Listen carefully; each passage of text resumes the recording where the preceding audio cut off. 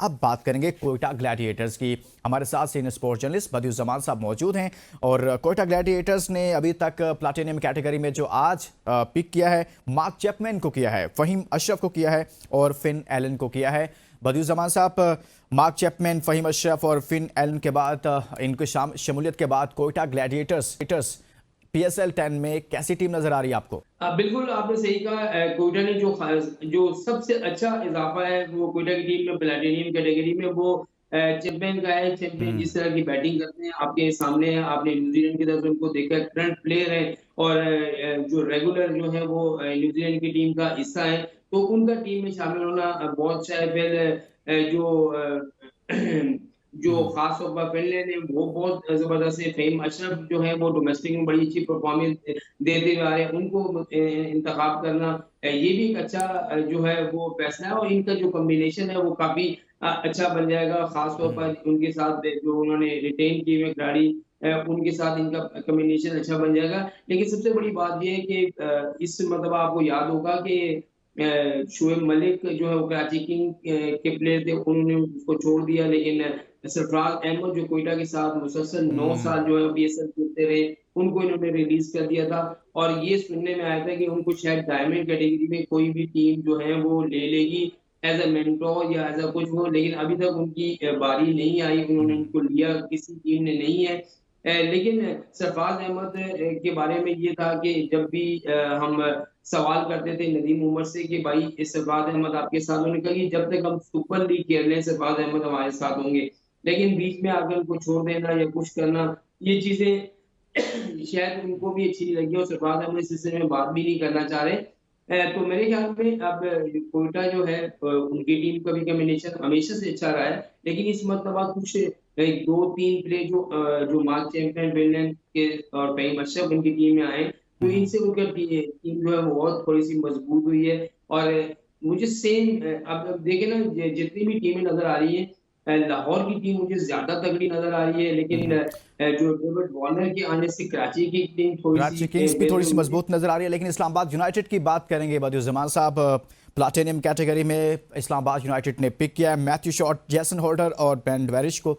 आप कैसे समझते हैं, क्या समझते हैं कि इस्लामाबाद यूनाइटेड माजी में एक मजबूत टीम के तौर पर रही है और उसने बहुत मरतबा इवेंट्स जीता भी है, इन तीनों के को पिक किया है।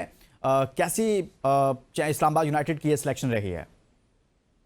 देखिए आप लोग जैसन होल्डर की बात करें तो वो प्लेयर हैं कि जो अब क्रिकेट खेल चुके हैं। मैथ्यू शॉट भी आप देखें कि वो भी क्रिकेट खेल चुके हैं। कोई इतना उनकी क्रिकेट में वो चार्म नहीं है जो दीगर जो प्लेयर हैं उनमें चार्म नज़र हमें आता है। लेकिन इस्लामाबाद की ये क्वालिटी ज़रूर है कि उनके जो अपने लोकल प्लेयर हैं, वो भी बड़ा अच्छा परफ़ॉर्म कर रहे हैं और पिछली मर्तबा उन्होंने जो PSL का टाइटल जीता, तीसरी मर्तबा हम्म। पहली टीम बनी।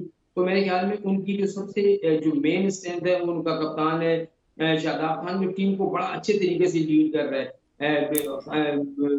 आपने देखा होगा कि पिछले सीज़न में जिसने उसने कप्तानी की फिर ऊपर आकर बैटिंग करना हम्म। ये उसके लिए वो बहुत अच्छा है।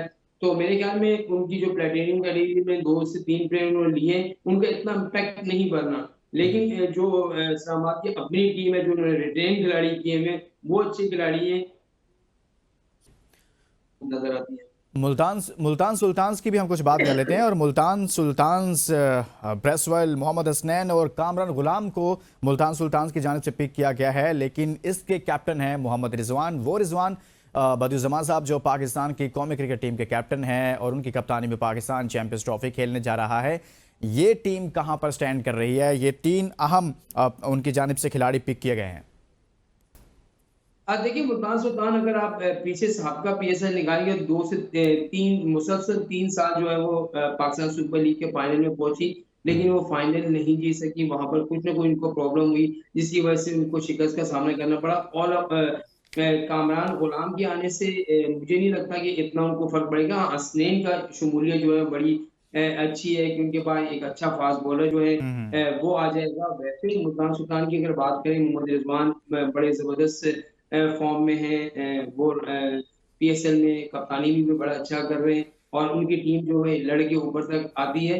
तो 3 साल मुसलसल हो गए, तो हो सकता है कि इनकी ख्वाहिश होगी इस मर्तबा जो है हम्म। पाकिस्तान सुपर लीग को जीता जाए। तो मुझे खास जो आप बात कर रहे हैं ना कि इस टीम में क्या फ़र्क पड़ेगा, इस टीम में क्या फ़र्क पड़ेगा। हम्म। देखिए ये जो 20 ओवर की क्रिकेट होती है इसमें बड़े नाम से ज़रूरी नहीं है कि एक बड़ा नाम आप ले आएँ और आपको परफ़ॉर्म करके दे दें। बाबर आज़म को देख लें कि हमेशा से उसने चाहे वो कराची किंग में थे, रन्स कर रहे थे। उसके अलावा जो है वो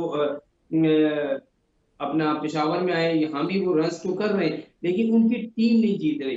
तो असल मसला ये होता है कि एक ऐसा प्लेयर जो अपनी हम्म। टीम को जितवाए, मैचेज़ जितवाए 2 से 3 साल आप टॉप स्कोरर रहते हैं, तो लेकिन आपकी क़यादत में कोई टाइटल नहीं जीते, तो आपकी क़यादत में कोई टाइटल नहीं होगा ना, तो वो आपको वो बड़ा वो करता है। लेकिन मोहम्मद रिज़वान जब से कप्तान पाकिस्तान टीम के बने, आप देखिए उनकी परफ़ॉर्मेंस में वो चीज़ नज़र नहीं आई जो पहले उनकी कप्तान नहीं थे, as a hmm. Wicket keeper खेला करते थे, तो बड़ी अच्छी उनकी तो परफ़ॉर्मेंस उनकी थी इनिंग्स टेस्ट अच्छी क्रिकेट थी, में। उनकी इनफरादी परफॉर्मेंस अच्छी थी, लेकिन हम बात करेंगे कुछ बदियुज़्ज़मान साहब, पाकिस्तान में टेस्ट सीरीज़ है, होम टेस्ट सीरीज़ है, वेस्ट इंडीज़ की टीम पाकिस्तान में मौजूद है और दूसरी जानिब स्क्वाड की अनाउंसमेंट हो चुकी है। पाकिस्तान ने ज़्यादातर इन्हिसार किया है।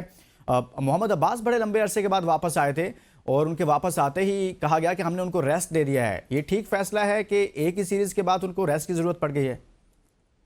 देखिए, ये समझ चीज़ें नहीं आती। एक खिलाड़ी को आप 3 साल बाद जो है हम्म। पाकिस्तान टीम में लाते हैं और वो वहाँ परफ़ॉर्म करके देता है और वहाँ पर आपको आउट करके देता है और फिर अगली सीरीज़ में उसको बिठा देते हैं, ये उस खिलाड़ी के साथ ज़्यादती है। देखिए, हम्म। अगर आप 2 से 3 सीरीज़ या 4 सीरीज़ वो खेल ले और वो अगर उसको आराम की ज़रूरत हो, तो आप भले उसको आराम दे दें, लेकिन ये कहकर उसको बिठा देना जी कि उनको रेस्ट दिया गया है। 2 टेस्ट मैचेज़ में कोई थकता नहीं है, 2 टेस्ट मैचेज़ में जो बड़ी अच्छी बॉलिंग की है और बड़ी ये तो हम जो भी मैच हारे, हम अपनी बॉलिंग से नहीं हारे। हम हम्म। जितने में जो व्हाइट बॉल शिकस्त हुई है जिम्बाब्वे के खिलाफ, हमें अपनी बैटिंग से शिकस्त हुई है। तो आप सारा ब्लेम जो है आप ये कर सकते थे कि बड़े प्लेयर को बैठा देते और उनको कहते भाई ठीक है आप रेस्ट करें, आपने चैंपियंस ट्रॉफी खेलनी है और टेस्ट सीरीज़ में वेस्ट इंडीज़ के खिलाफ आप जो है नए प्लेयरों को मौका देते, डर के नहीं खेलना। देखिए आप हम्म। जब तक डरते रहेंगे, आप आगे नहीं बढ़ सकते। और जो भी टीमें डरती नहीं हैं, अपने खिलाड़ियों पर इन्हिसार करती हैं, वो आगे बढ़ जाती हैं। देखें, आप ज़्यादा से ज़्यादा क्या हुआ, आप हारेंगे, वैसे भी हार रहे हैं। आप हम्म। देखिए इंडिया की टीम जो है, वो उन्होंने एक मरतबा पूरी टीम को चेंज किया, जनूबी अफ्रीका बिल्कुल नई टीम को भेज दिया और वहाँ से वो जीत कर भी आए। फिर बुमराह ने वहाँ पर कप्तानी की, हम्म। टेस्ट सीरीज़ में वहाँ भी वो जीते थे। तो कहने का मकसद ये है कि अगर आप हम्म। 7 खिलाड़ियों को रेस्ट दे देते हैं, ये कहकर कि नसीम शाह को भी रेस्ट दे रहे हैं, उसके अलावा शाहिन शाह अफरीदी को भी रेस्ट दे रहे हैं। हम्म। फिर आप जो है अब्बास अफरीदी को भी रेस्ट दे रहे हैं, मीर हमजा को भी रेस्ट दे रहे हैं। तो ये साफ बात बताएं कि इस मरतबा भी आपने इंग्लैंड वाली पॉलिसी इख्तियार की है और इंग्लैंड में जिस तरीके से आपने 2 टेस्ट मैच खेले थे स्पिन अटैक में, तो आप 3 से 4 स्पिनर के साथ जाएँगे और वहाँ पर 2 स्पिनर खेलेंगे और 2 स्पिनर बाहर बैठेंगे। एक हम्म। आध फास्ट बॉलर आपको सही। खेलता हुआ नज़र आएगा हिंदुस्तान में, बाकी बहुत आपको बहुत स्पिनर शुक्रिया बदियुज़्ज़मान साहब, जर्नलिस्ट हमारे साथ मौजूद थे। हमने बात की है PSL 10 की ड्राफ्टिंग के हवाले से, कौन सी टीम ने किस प्लेयर को पिक किया है और साथ में बात की है Pakistan versus West Indies test series के हवाले से और उसका स्क्वाड सामने आ चुका है। इसके साथ ही इजाज़त दीजिए और अपना बहुत सारा ख्याल रखिए। अल्लाह हाफिज़।